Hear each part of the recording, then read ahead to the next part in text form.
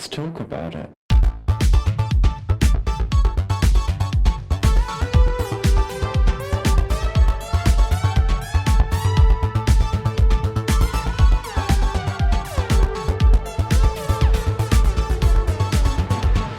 Hello and welcome back to Thicc Radio, the podcast where we talk about gaining, feedism, and everything in their orbit. I'm James. And I'm Tim, so let's get into it. Today we're welcoming to the show for the first time, we've got Mario. Hello, hi. I'm waving, but people can't see this, so it's like, I don't know why. How you doing? I'm alive, slightly tired. I stayed up late yesterday drinking a lot of fluids that contained many calories. Very excellent work. We love to hear it. And we're glad that you're well. We're doing well on this end. We're enjoying the season. And listen, I thought it was high time we get your fat ass onto the pod to talk a little bit about life in Puerto Rico. So listen, bitch, are you ready to get into it? I am ready. Fabulous. First question. When I did my little R rolls, because I feel like people debate like how you roll an R. And I've always done it like, if I did Puerto Rico, like, is that the correct verbiage of, like, the rolling, or is it not? Honey, you're going way overboard. Like, everybody over here, like, okay. Over here, people, what? So if I was just like Puerto Rico, and just didn't bother doing any of that. Yeah, basically. Oh. Yeah, basically Puerto Rico. People here, like, we have this, like, really bad habit that other Spanish-speaking countries give us, where we, like, misplace our R's with L's. So it's always a meme here where it's like, oh, are you from Puerto Rico? Which is what other people like make fun of us for, but you know, it's whatever. I see, I see.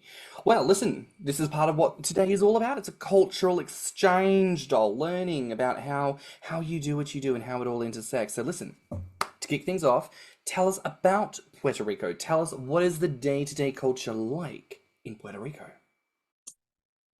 Well, it's this tiny little island in the Caribbean. No, we are not in Mexico, as some people in the States ask us. I know. Day-to-day life, honestly, it's hot, it's humid, cars everywhere. Oh gosh, there's no public transportation whatsoever. It's very car dependent, like in the United States. It's kind of like, someone once said this, and I found it very true. He said that things here in PR are like the United States, but like 20 years back. So it's like we eventually get some of the stuff, but like some things like kind of stay far back and aren't really like the way that they are over there. Like someone the other day, I went to Burger King and I was like, oh, this is my order. This is what I got from Burger King. And I showed him like some chicken tenders and he was like, wait, you have those? And I'm like, yeah, they're just chicken tenders from Burger King. And then he looked at me, he was like, those are the chicken tenders from the 90s. We haven't had those in years. And I was just like, this is normal over here. So like apparently we're like stuck in the past, which is funny, I guess. Maybe I should move there. I grew up in the 90s. I'd probably feel at home. I mean, it's fun, but you will probably melt. But hey, now he likes the there heat. are beaches. Yeah, I actually like the heat. Excuse me? I don't know. I feel like I was built for the tropics. I'm always most comfortable when I'm in the tropics. Sir, are you fat? Yeah, but I mean, there's the ocean. Sure? I can go jump in the ocean if I get, too hot. Like That's true. That's true. Plus it's a That's like the beautiful only island caveat. with some incredible beaches. So They really are, honestly. They really are. I think I went on an internship once to like Connecticut, and like it was summer, and some of the girls there were like, "Oh my God, let's go to the beach. We're gonna have fun at the beach and whatever, and this and that and whatever."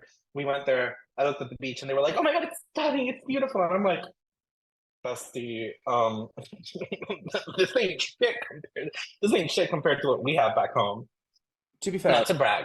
oh no, to be fair, that's very much my experience being Australian. Like, our beach is world class. Like, I remember, and I've told the story before, a guy took me on a little friendly, flirty date when I first moved to the UK to somewhere called Southend-on-Sea, and I was very excited to be like, oh, I'm going to go to the British coast. It's not going to be Golden Sands, and I know that. Maybe it'll be like a pebble beach, it'll be different.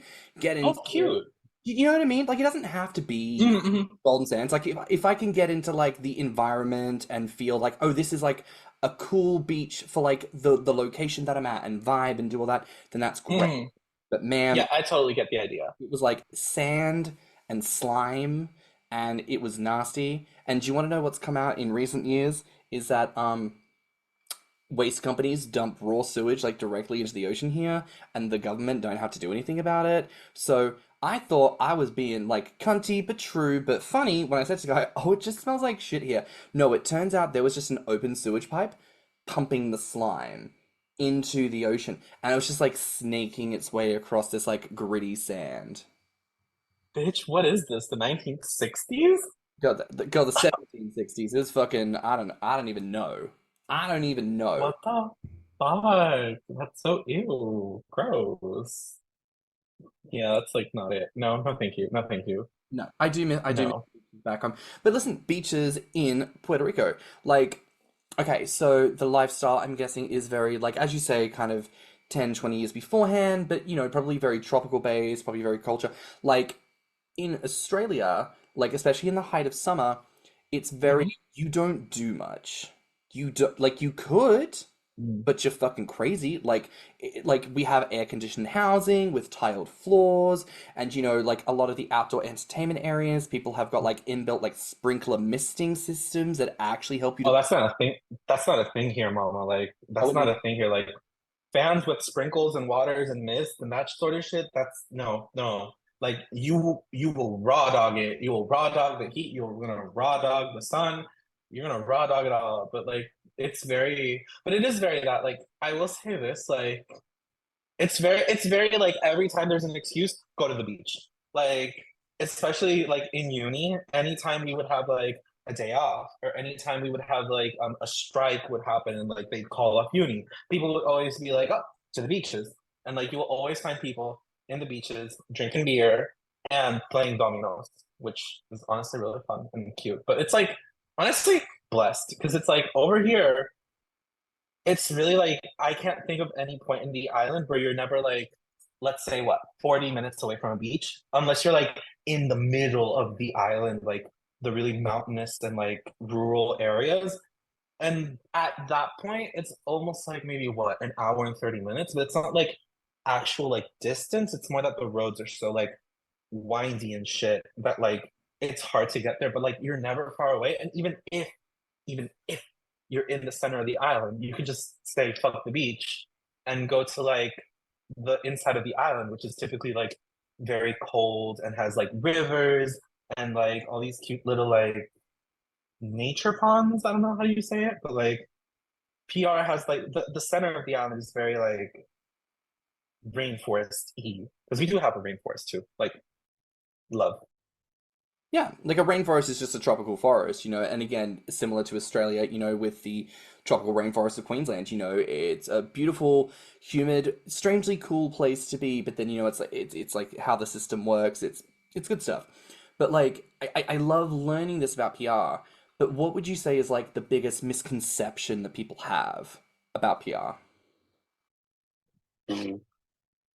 I mean, I'm not entirely certain. Actually, no, I do know. Misconception, a lot of people think that we are American.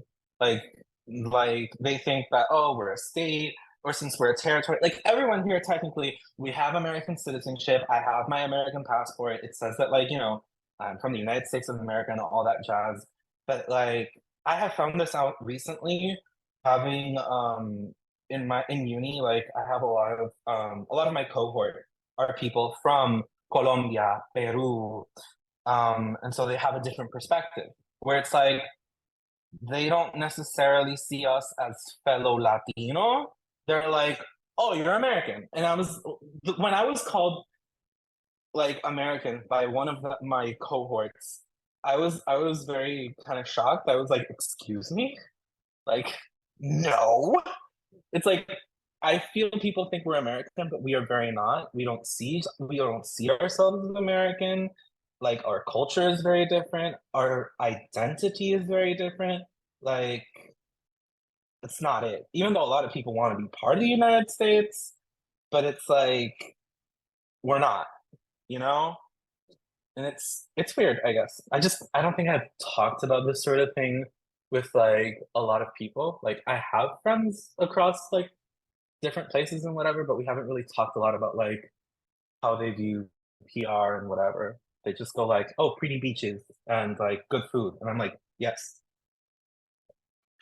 But I mean, this is really the purpose of these episodes is to kind of unpack and Mhm. explore that. I mean, Tim, as an American on the American side of things, like for you, what is the kind of like what do people say about PR? Like, what are you raised to know and understand about Puerto Rico? Well, in school, it's a U.S. territory, and that's what we learn. It's not a state, but a territory. And I have to admit, I don't know why we haven't made it a state because I don't know what strategic value we are gleaning from just keeping it a territory.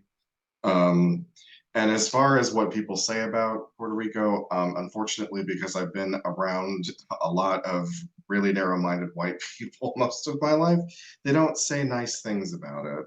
Hmm. Oh God, spill the tea, sis. Spill the tea. Well, I mean, for one thing, those who have actually traveled there will at least be able to say things like, "Oh, well, it's beautiful, the beaches are great, the resorts are nice," but then they don't have anything like positive to say about the culture. And they complain about the fact that, they go there and like, well, they all speak Spanish. I'm like, yeah, because it's fucking Puerto Rico. Like, what do you expect? And I mean, I don't know if I want to delve too much into what, people have said about it, but Oh, sure. I will tell you a funny story about when I was in Puerto Rico. The people were getting mad at me because they thought that I was pretending like I couldn't speak Spanish. And I'm like, no, What? I grew up in Ohio. Because they all thought that I was from there. And then they thought that I was pretending to be whiter than I was or something. And I'm like, no, I'm sorry, I'm not bilingual. Huh. I mean, I'm not gonna necessarily blame them. I feel like here, like Puerto Rican, like you'll find Puerto Ricans all shapes, sizes, colors. Like you'll find people like super white to people that are very black, like all spaces in between. It's not like you say Puerto Rican, it's like one type of person that's like similar looking. It's like there's a whole range of people. Like my best friend in high school, she was white. Like I'm talking like I think whiter than James actually, or just as white as James, which is like yeah. It's like she was white, blonde, blue eyes. That girl opened her mouth and you're like, oh no, she's one of us. She's Boricua, like I think like these conversations around race as well are so important because ultimately this is that ongoing discussion around like the spectrum of racialized identity and how so many people like live with this frame of expectation of like I expect you to look like this in order for this to make sense in my head so I know how to treat you. But also that treatment is usually not that great if you're not a white person. And so it's all these weird things. And what I find interesting to bring it back to the gaining aspect is like how fatness intersects with all of this because fatness is just another layer in which people use that as an excuse to treat people as poorly or how, maybe when you're thinner, maybe you don't look as so stereotypically Latine, but then you put on the weight and all of a sudden it's like, oh, now they look like something. And it's like, it is interesting how weight and shape and form plays into these narratives and it does affect your lived experience even on a little island is place like Puerto Rico. I mean, do you very. feel like there has been much of a difference in your lived experience from being thin to the body you're in now? I will say that as someone that like I did grow up like very skinny. Like I'm talking like the bottom of your ribs. Like the bottom when I would like lie down, the Okay, bottom of my ribs would like show, like they would be there. yeah. And yeah, like that would be a thing. That was actually one of the things I was kind of bothered by when I was like starting to gain, and I was like, oh my ribs, like it was like chest, and then like rapidly it would go down in my stomach, and I'm like, yeah, no, I want it more level. I mean, now it's like my chest, and instead of going down, it goes up into my stomach, which like work. But yeah, I saw this funny TikTok or Instagram reel once about this comedian like talking about like body type in Puerto Rico. And I found it super like, yes, that is so true. Where it's like people will call you by your body. It's I don't know if how they do it over there, but over here, when you don't know someone, you're like, I think people in the States go like, oh, hey, buddy, or like, hey, friend, or sir, or whatever. Like when you're walking around the streets here and you're like mostly in like el, the Pueblo parts where like more of the older people that are the very like, that don't have that American influence, that are more like Puerto Rican, like without the American influence, they will be like, hey, gordo, you know, gordo being like fat. Yeah, it is like that. Like you will be called flaco, which is skinny, or you will be called gordo. Like if you are a skinny person, people won't be like, hey buddy, hey friend, or whatever. They'll be like, hey skinny, you know. Or if like you're fat, they'll be like, hey fatty, you know. But obviously, like I feel like the connotation's not the same. Like obviously, like someone in the States being like, hey fatty, can you come over here? Is not the same as someone over here in Puerto Rico being like, mira gordito, come over here. You know, like, it's different, but like people will call you by your body. Like you will be the chubby guy, and they'll be like, mira gordito, vente pa acá. Or I don't know if I'm explaining myself that well. No, I think it makes No, no, I get it. And you're just making me want to move there because I'd love to walk around and be called fatty all the time. You will go to the very like pueblos, talk with like the older people, like go play dominoes in the town center, and they'll be like, mira gordo, and they will. I think it's But it's not insulting. Sorry to cut you off, Jinx, but it's not like supposed to be an insult. Like these people, they don't view it as an insult. It's just the way that, you know, like you're fat, and they'll be like, oh yeah, hey chubs or whatever. But it's not, doesn't have the same connotation as I feel like it has in the States. It's very like just matter of fact, whatever. And that's what the comedian was saying in the reel, how it's like you lose all identity, and all of a sudden you're like, gordo. I'm gordo now.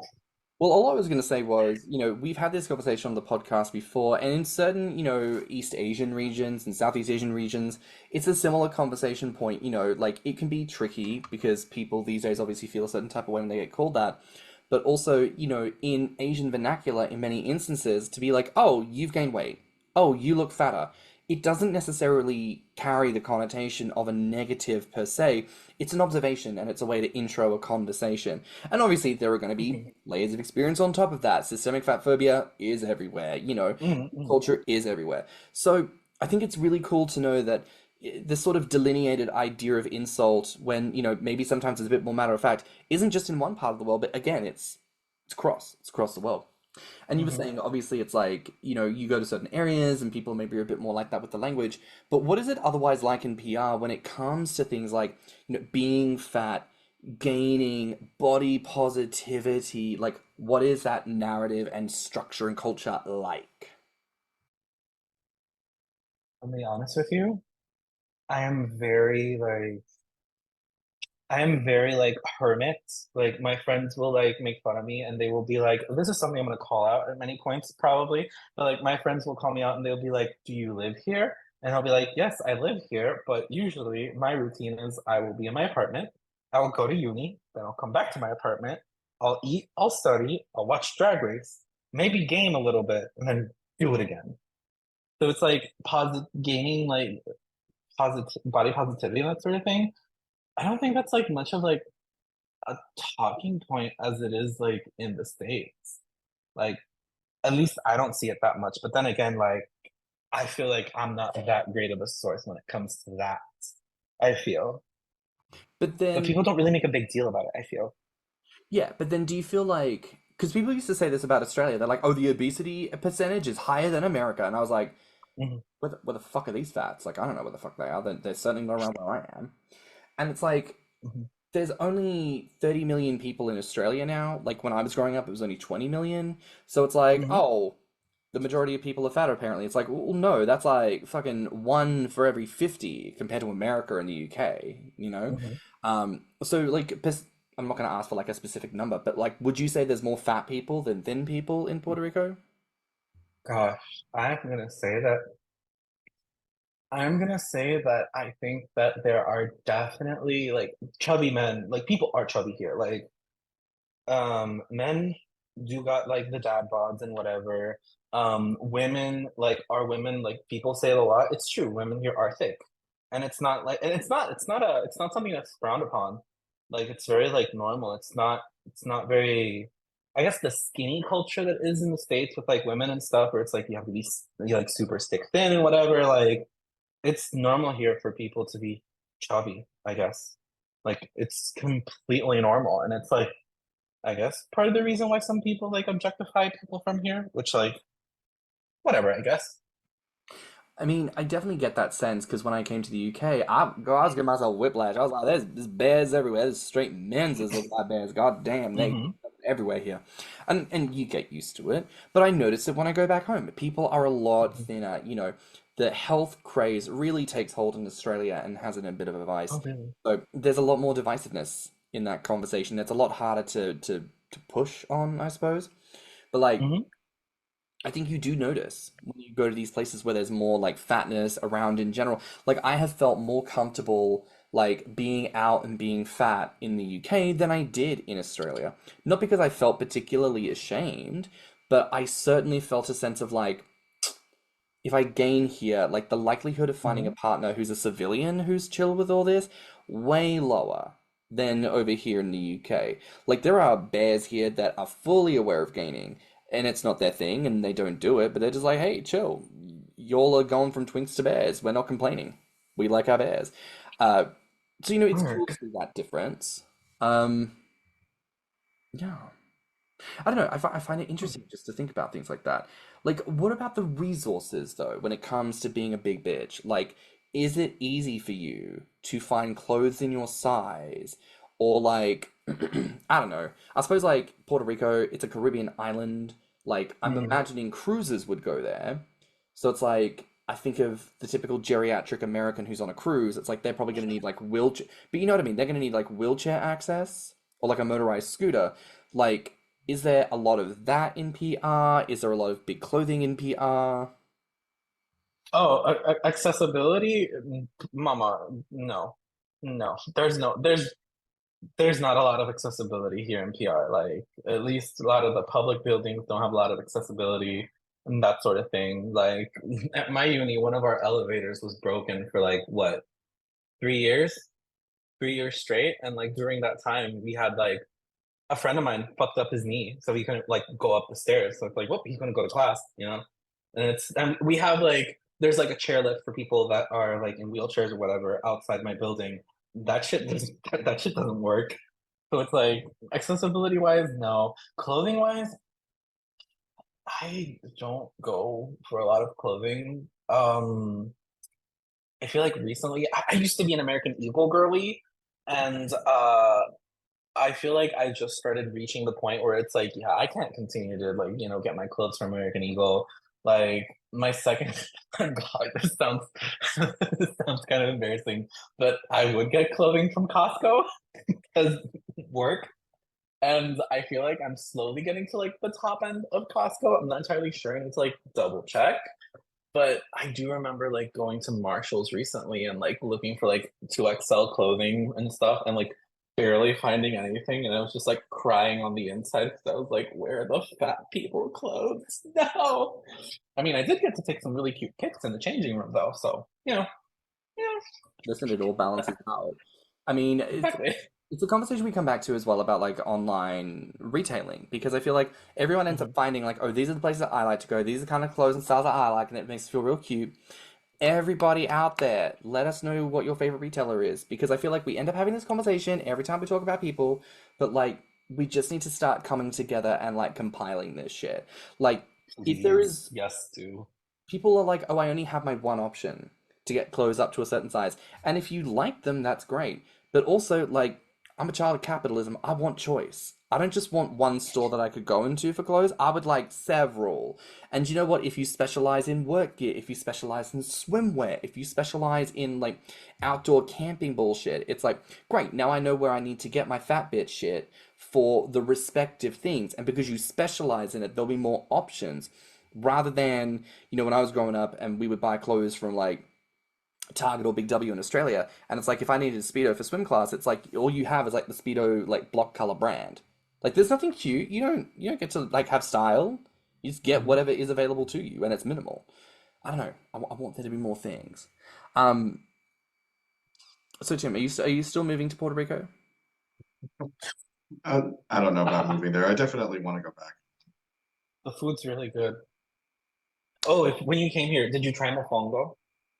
I might have. It's been a while. I mean, I the last cruise that I went on, we did stop in San Juan, but we didn't really eat. We just kind of got off the boat, got a few drinks, and got back on. The first time I went was, oh God, it was back in 2002, and I probably did, but I just don't remember. Well, now you done mentioned snacks, I think we're going to need to bump this question up. What is your favorite Boricua drink, snack, and meal? Give me the one of each. What is it? I live. When I tell you that my favorite thing about being Puerto Rican is the food. I mean, there are a lot of things I love about being here, and like a lot of things that just resonate with my soul. But like, food is like it's a tie between the food and one of our traditional dances. But like it's so close. It's so close. And it's like the food here is so good. It's like anytime I ever travel abroad, I'm like, okay, cool. Like let's try. Well, abroad. What am I saying abroad? To the United States. I haven't traveled abroad anyway. But like anytime I travel, I always like enjoy like stereotypical fattening American stuff and whatever. But then I'm always like, okay, no, but I need my Puerto Rican food, my good food. I will say this to anyone listening: if you ever come to Puerto Rico, mofongo. You need to try mofongo. Mofongo is everything. Mofongo is life. Mofongo is amazing. Like, and you can have it with so many things. You can have mofongo with shrimp. You can have it with fish. You can have it with multiple types of fish. You can have it with like red meat. You can have it with chicken. You can have it with like octopus. You can have it with so much, and you can have it in different sauces. You can have butter sauce. You can have garlic sauce. You can have like red sauce. There's so much variety with mofongo. Mofongo is everything, and I love it so much. But it's very easy to fuck up mofongo though. You gotta make sure that you get the good shit. What is it? It is it's mashed plantains, but not mashed in like mashed potato sort of way. Like It's the you take the English plant pop. yeah, you kind of like you like squish it. You squish it in what you call un pilon. You squish it a little bit and then you like mold it into like little thing into like a little cylinder thing, and you like put stuff inside like meat, vegetables and stuff, and you eat it. And it's fried. Like you double fry it, but not super fried. It's very weird to explain. It's very weird to explain, but it's So wait, if you put stuff so fucking good. if you put stuff in it, is it a little bit like a dumpling situation then? No, no, no, no, no, no, no. It's nothing like a dumpling. It's nothing like a dumpling. It's just like the molds people use. Like people will take like a bowl. People will take a bowl and they will like press the mofongo or the plantain to the sides, and they will like leave a little opening in the middle. Then they will like, if you're gonna have it with shrimp, they'll put the shrimp with the sauce inside, and they'll like flip it, and then you have like a little dome. And when you like dig Break. into it, like boom, the shrimp comes out and stuff, and it's really fucking tasty. It's really fucking good, and I need to have some soon because I Okay. love it. And it's Duly so noted. good. What It's about snacks and so good. drinks, like or desserts? Like what else is on the menu dish? Oh, bitch, there's so much good shit here. Like if you go to like a panaderia, crap, I forgot how to say it in English. A bakery. If you go to a bakery, sorry. If you go to a bakery here, like there's so many like dessert snacks. Oh, mama, a pastry. Oh, quesito. Quesito is so good. It's basically I don't know how to describe it. It's think kind of like a donut, but it's not a donut. It's much more crunchier. It's not like very soft like a donut, and it's filled with like cream cheese on the inside, like a good amount of cream cheese. Like those are really fucking good. Um, Mazamorra is really nice. Tembleque is also really good. Mazamorra is like it's kind of like maize, like maize that's been pulverized a lot, and like you make it into like this oatmeal kind of thing, like kind of like a pudding thing, sort of thing. There's a lot, honestly. There's also like arroz con dulce, which is like rice but made in a sweet fashion. They typically have raisins in them, and they're made with like coconut water, and it tastes really good, but it's very difficult to make. but it's really good, and I haven't had any in a really long time. I kind of want some. I mean, Yeah. I want all of this on a silver platter right now. And I mean, what about to drink? Because is there like we found this out like when we talked about South Africa that there's like Mhm. amarula, which is like a liquor or liqueur local to South Africa that's very delicious, very Mm. caramel, tones and textures. Is there like a beverage or like a fruit drink or like just something that is iconically Puerto Rican? Oh, oh, you have a lot of let's see. I know that alcohol-wise during Christmas, it's like Oh, typical for coquito. people to have coquito, yes, coquito, which That's is like our version of eggnog, which I've tried eggnog once from Walmart, but I don't know if like Walmart eggnog is like proper eggnog. Like Tim, you can correct me if like that's like proper yeah, Tim, deferring to eggnog. please advise. I honestly don't know. I'm assuming, yeah.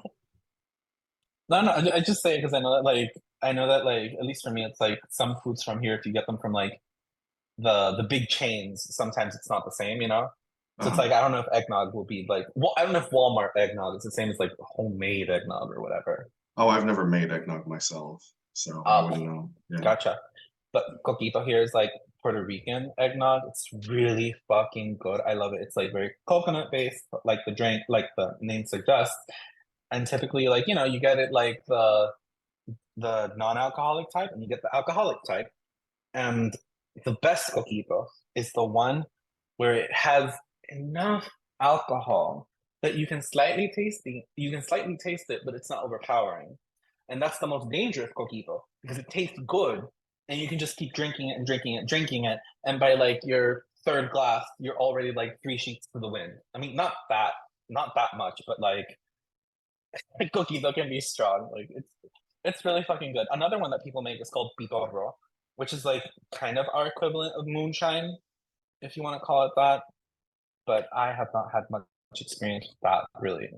It's kind of like illegal, but So, if you can set me up with a couple of crates of that coquito, I think I would very much like to Oh, have you'd love it. You'd love it. just girl, I can share the recipe. yes, just a tipple or 10, just a little something. And again, like Australian Christmas, for example, like, it's oh, hang on, I have to do the conversion. One moment. C to F. If it averages at 110 degrees is Christmas Day, right? In Australia. Fahrenheit, 110 degrees Fahrenheit. Excuse me. Yes. You're joking. No, I'm not joking. That's Oh like God, 40, 45 degrees. That's like, yeah, easily. that may be worse than here. Yeah. So I'm thinking about something like Okito, think about some Christmases where I would like have food or drink and I'm like trying to chug water because I'm just struggle buggling. People are like, James passed out inside again. I'm not. I'm just like laying on the tile floor, letting the tile leach the excess heat out of my flesh, praying for salvation. That's how I remember most of my Christmases growing up. Um, not my favorite. Wow. Not my favorite. I mean, Christmas here is everything, honestly. Like Christmas lasts so fucking long. Like for the Puerto Rican, like I don't know if y'all guys do it over there, but like many people will literally put up the Christmas tree like October 31st, Halloween, November 1st, boom, Christmas. Yeah, it's the same way here. Thanksgiving who? Yeah. People have completely forgotten about Thanksgiving. It's very that a lot of people will put up the Christmas tree on November 1st and like people kind of get into the Christmas spirit a little bit, whatever. It's like after Thanksgiving that like Christmas like starts in full. And like usually it lasts up until like kind of the end of January. Because it's like you have Christmas, you have the 25th, you have New Year's, then you have Three Kings Day on the 6th of January. Then you have what we call Las Octavitas, which is like 8 days after. And then after that, you have La Fiesta de la Calle San Sebastián, which is like a very big party, street party, I think kind of Mardi Gras-ish kind of way in like San Juan, which is like a big thing. It's a big deal like over here. People typically refer to it as La Sanse, like a very short abbreviation, but like Christmas takes long. And Dang. it's like we have kind of like Christmas caroling but on steroids. Because it's not like people coming in, it's not like people coming in with like little like pamphlets and being like silent night and like all like, oh, it's so nice and so sweet and so relaxing. It's people come with like banderetas, which is like, think of a like, oh gosh, I don't know, like think of a drum, but like short drum that you can hold in your hand. People will come with those and they'll like, come with plena, and they'll just, they'll they'll come in with energy and they'll like, scream and they'll like dance, and people will like, be very excited, and that shit will go on to like 3 in the morning, and people will dance time. People like do everything. It's very high energy. Christmas is very, very high energy. Like, I mean, like typically the way in which you start our version of caroling, which is called Plena. Wait, fuck, I forgot the name. Oh, I forgot the name. But anyway, the point is, it's funny because the thing is, the way in which we started is that typically you go to someone's house and you scream. Everybody screams asalto, which is translating to like assault. It's like we're assaulting you. It's like we are basically like we scream, we're assaulting you with music. And then like the music starts and like shit starts happening. People start singing, people start dancing, and it's like Christmas is so great, honestly. We bring you aggressive Christmas cheer. It's like my favorite meme at the moment is like the little duck with the knife in its bill, and it's like, be joyful or else. Like, yes, that kind of feels that vibe. Honestly, very, very. But yeah, that's the Christmas vibe. And again, you have like good food because Mm. it's like for Christmas, like we don't have you can have mofongo every time of the year, but during Christmas, that's when people make pasteles, which is what a lot of people say that like I think people love pasteles so fucking much that oh my god, wait, is it okay if I swear? Yeah. Yeah. Oh, fuck yeah, awesome. Um, People love pasteles so fucking much that in the airport in PR, like we have like an extra security check before you pass through TSA. You have to pass your things through like an extra check to make sure that you're not bringing like any flora or fauna into like the mainland United States. And one of the little signs at that station says, "Frozen pork is not acceptable. Please do not bring frozen pasteles." Because that's what pasteles have. They have frozen pork. So it's like, we love pasteles so much, and a lot of us have family in the United States that we go to visit, that it's not out of the normal for people back in the day to make pasteles or buy them, and they would freeze them, put them in their carry-on or their checked baggage, and fly it over to the States. Me and my family, we personally did that like after Hurricane Maria came in 2017. Mom was like really tired and whatever, and we convinced her to like, oh, let's spend Christmas with our aunt in Texas and whatever. And part of the deal with my aunt was like, okay, come stay with us. We'll like, you can stay with us, you can chill and whatever, but you need to bring pasteles. So like a core memory of me in that Christmas was literally buying a shit ton of pasteles and like wrapping all of them up and stuffing our carry-ons, not a carry-on, our check baggage. I don't know, stuffing our luggage full of pasteles. I shit you not. Like stuffing it full of pasteles so that we can get in the car and then go to the airport. Like to that level, people love that shit. I'd believe it. Back before they had Krispy Kreme factories in Perth, people used to go to Melbourne on holidays and then fly 6 hours with just the overhead bins, which is full of Krispy Kreme boxes. It was amazing. You're joking. No, that's how we used to do it. That's how we used to I do it. love that. I love that. I love normal society, like just When fangirling over food. when they finally opened up Krispy Kreme factories in Adelaide, which is the state, or which is the Mm-hmm. capital city of South Australia, it's the state in between West Australia and Victoria. Mm-hmm. A man got stabbed for his donuts because the factory had run out of donuts, and so a man who had been waiting in line saw a man leaving with like the last box, and he stabbed him and took his donuts.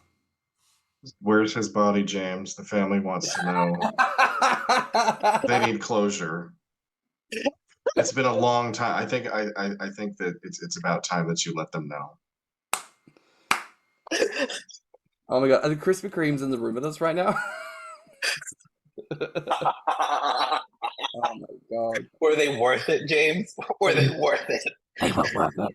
No, though I will say, this is back when I was dating the Multi Fijian guy. Like, we went on a date night to the new Krispy Kreme, and like we were in the queue for like 3 hours. Oh man, it was bad. It was bad. It was backed up so bad. Not gonna lie, it's kind of similar thing happened here when they opened Krispy Kreme for the first time. A huge ass fucking line. I don't get it. I don't think that the donuts are that good. But I think like No, I don't know. they're Like, not. no, They're okay. Do you know what it is? Do you know what it is? There's something about like I think it's Krispy Kreme and Ben and Jerry's. Like I never got to have them growing up because they did not exist where I was, but I knew of them. And when Ben and Jerry's finally came to Perth, like again, similar situation, it was selling out. People wanted it because it's like this is part of this like brand that we have always been told about as human beings growing up that we never got to have, and now that it's here, now we want it. And obviously, people eventually get over it, that the craze dies down. But you know, Oh, very. you want it. Now, listen, I want to ask you because you said that you were in Connecticut at one stage, like for university, did Yes. you were doing stuff. Like, what is your perspective on like gaining culture in more heavily represented places? Like, what did you find the difference, like being a gainer in PR versus like when you were in Connecticut or like in and about America doing things? Like, what was the difference? Mama, Tim, cover your ears. The amount of the amount of dairy I was shoveling dairy into my throat. Mama, mama, I can't tell you. I saw Jesus. I saw the Lord. I was rejoicing when we went. It was an internship. We were very on our own. The people in the internship, they were very like, oh, here's the money. Not a lot of money.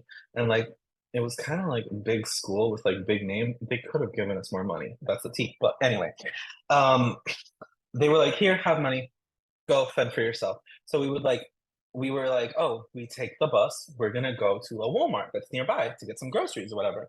Because there was a supermarket that was close by, but like $10 for like almost a gallon of milk. Mama, no, no, no, no, no, no. So we would go to Walmart. And when I tell you that I saw Jesus, I saw Christ when I went to the dairy section. And they had a gallon of milk for $3. $3 for a gallon of milk. I was like, Jesus, the Lord Christ, I am in heaven. And that's not it. That's not it. I died when I went to the ice cream section and I fucking saw pints of Ben and Jerry's for less than $4 fucking. That was beautiful. That was fucking beautiful. Like it was so beautiful because like the thing is this is an island and we get a lot of our things imported. And like to import shit, it makes shit very expensive. Like a gallon of milk over here is like $7 to $8. Like that you will never find a gallon of milk for less than like $7 or $8 here. You will not. Ben and Jerry's pints, $10. Like maybe $6.50. Like the lowest I've ever found them is $6.50 at Walmart. But when I tell you that I saw like dairy products in the States that cheap, I had to find a way to like secretly fill my entire bag with like pints of Ben and Jerry's because I was like with the girls from the internship and they were like, "Oh, what are you getting?" I was like, "Oh, yeah, just getting some stuff, whatever, you know." Just putting them in all like one bag so that instead of putting them individually in the shared fridge in the kitchen, I just like put an entire bag and then just shove it in there and it's like, "Oh, this is my bag. Please don't touch it." But yeah, like, I love that for you. lovely. And I suppose in Oh, contrast, great. the gaining experience in Puerto Rico, the community, what's that Oh, situation? mama, she's dead. She's dead. She's not. Well, I mean, I will say this though. I have talked to people in like places that are like more, let's say popular. Like if you go to Grommr on those places, like you will get a lot of people there. And like you'd think that it would be pretty easy to like make friends or like do things or whatever and this and that and all that stuff. Like I would talk to them and be like, and they would be like, "Oh, I haven't met up with anyone for like I don't have any friends from here," and I'm just like, "But I've seen Grommr over there, bestie. Like there was a lot of people there, not just empty profiles." And they'll say no, and it's like, well, shit. And so it's like over here in PR, like there are like we have the shit ton of empty profiles, people that haven't like logged in like forever and whatever. But like I feel like there's like a handful of us that like are somewhat active at least. Like I'm thankful that I can say I have two friends from Grommr in this island. Two. Like, and that feels kind of like a blessing. And it's kind of like I met them both on Grommr or whatever. Like we met there. Like they were first like, oh, people I knew from Grommr. But like we've gotten to the point where it's not like, oh, there's someone from Grommr that I talk to. It's like, oh, they're my friends. And they're also on Grommr, you know? It's like the it kind of like flipped over where it was like Grommr friend is now a friend that also has Grommr, you know? And Yeah. it's like in that sense, I am just like beyond grateful because it's like I at least have two people in this island that I see regularly that I can just be like, oh my God, oh, I got fat, or be like, hey, I let's go out to eat, and I don't have to feel insecure about, I don't have to feel insecure about like ordering a lot of food or shit or whatever. Like I'll be hanging out with like a friend of mine that lives close here, and I don't know, we'll be hanging out, and I'll be like, "Oh, Miguel, I'm kind of hungry. Can we get some food?" And he's like, "Oh, I'm not hungry." And I'll be like, "Wait, what do you mean you aren't hungry?" And he'll be like, "Yeah, I ate 2 hours ago." I will look at him with full shock and be like, "Well, yeah, Miguel, we ate 2 hours ago. We gotta eat again. Aren't you hungry?" He'll straight up look at me and be like, "Not everyone's a fucking fat ass." But like that's is so important. Yeah, and we talk about this every single episode. It's like, so many people they're locked in the online space because there's not people around them. But when you have the opportunity to be with people, it really does take things from one place to another, and it's life changing. I'm curious to know, just in your like lived experience, were there like Boricuan characters like growing up, like either like cartoons or celebrities? None. No, no, no, like fat None. people that inspired you? None of that? None. Only fat people that inspired me were the American cartoons. Yeah. Like Fair. um Shaggy and Scooby, you know, About it. when they would get really fat. Gosh, I feel like I can like pinpoint a lot of the characters. Adventure Time had this one episode. I can't remember it right now, but I know that a lot of like cartoons was like, oh yeah, definitely. Very. But in terms of like people from here, I don't think so. It's just I was at least when I was growing up, I was a very sheltered child. Like very sheltered. Like me and my brother and my cousins talk about it sometimes on how like I feel bad for my brother because like he would see a lot of the nuances in my mom and dad's relationship and like my stepmother and all that thing. Like he would see the things in between, and I would just be content playing on my little DS or watching my cartoons, and I wouldn't notice anything. So it's like I wouldn't know really. No. Fair enough.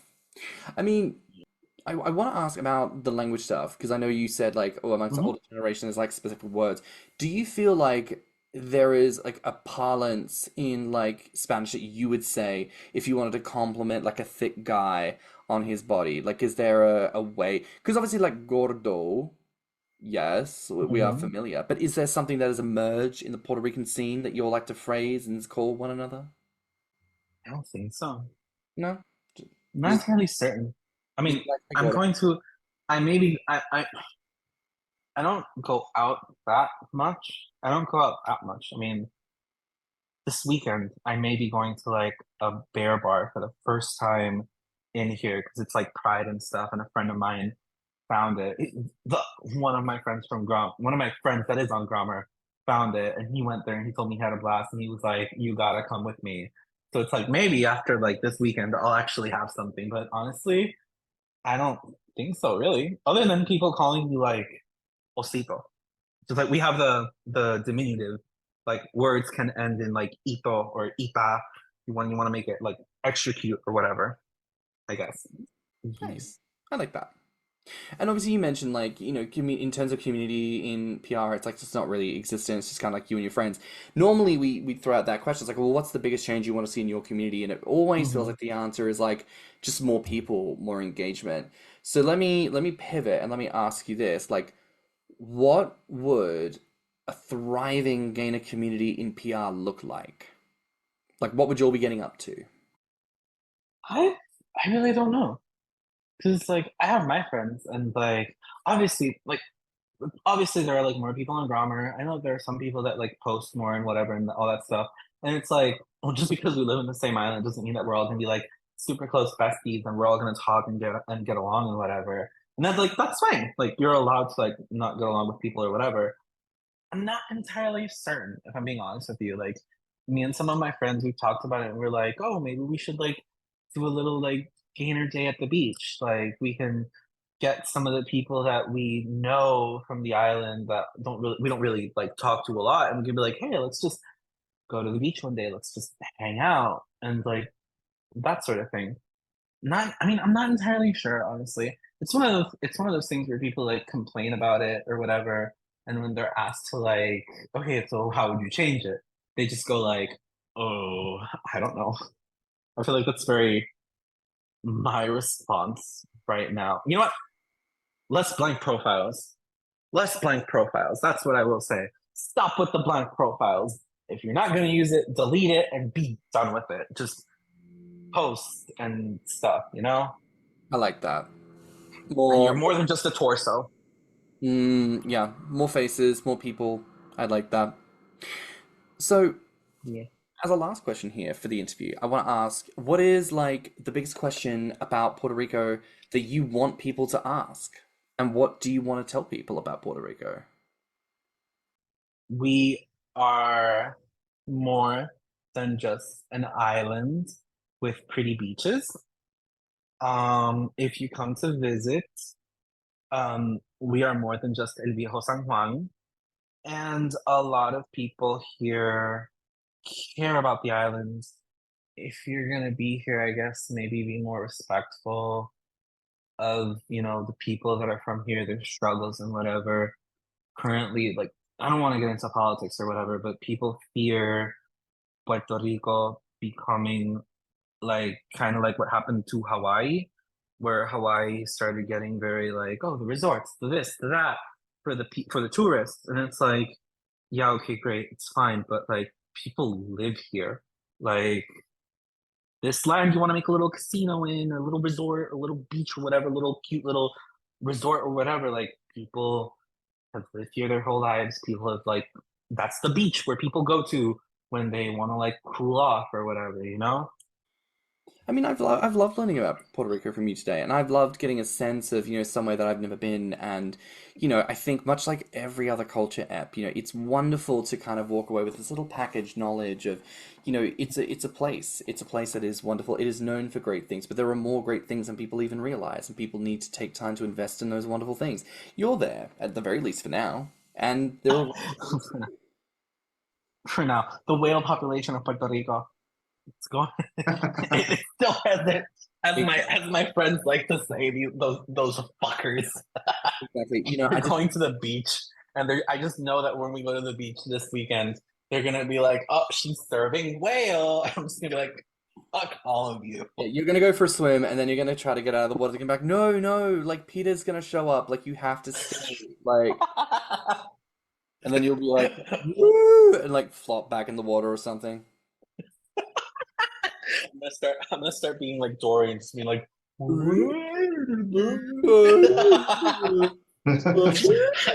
Oh my God, this episode. No, no, this. honestly, actually, wait. If you come to the beaches, don't litter. Don't litter on the beaches. Mm, Like, and be careful with the sea turtles because the sea turtles lay their eggs there, and you got to be mindful of the sea turtles because they're really cute. And I've gone snorkeling and I've seen the turtles, and they're absolutely beautiful. aw, Turtles look so pretty. they do look It's adorable. absolutely lovely. But this has It been is. This has been a fabulous episode. Darling, thank you so much for being with us today. Now, Mario, where can our listeners find you online? Instagram, really. Yeah. I'm hesitant to say Grommr because I rarely use it at this point. It's just there. It's And just for like when I travel or whatever. Um, really just Instagram. Chub.potato. That's about it. fabulous. Well, that's a wrap for now here on Thicc Radio. Please remember to like and subscribe, rate us 5 stars, and leave us a good review. If you liked this episode, the podcast, or just us in general, please share it with your friends and encourage them to tune in. You can find me on Instagram and BlueSky at stannnum. And you can find me on Instagram, Twitter, YouTube, and TikTok at ThiccMouse. You can also look us up on Instagram, YouTube, and TikTok at Thicc Radio, or at our website at podpage.com/ThiccRadio. If you want to submit a voice note or become a financial supporter of the show, you can find the links in the show notes. And you can always write to us at thethiccradio@gmail.com. So until next time, bye, Fats. Bye, Fats. Adios, gorditos. Let's talk about it.